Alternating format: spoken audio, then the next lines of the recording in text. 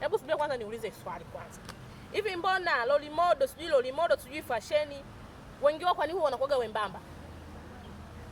Wanakuaga mamoja, yani twembamba. Alafu wengi wao wanakuaga weusi.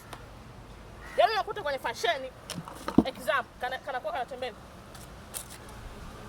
Kanageuka. Sijawahi kumwona mdada wa design hiyo wa fashion anaosha fashion sio nini, sijawahi kumwona mweupe. Alafu kibaya zaidi sijawahi kumwona mdada mnene. Kwa nini?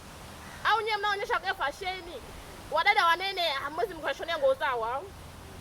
Mngekuwa mnaonyesha na wadada wa bonge, anaonyesha fashion zao anakuwa anatembea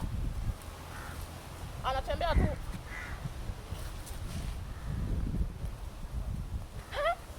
Sio tuonyesheni kama mna utaalamu wa fashion kila kitu, msichague wembamba.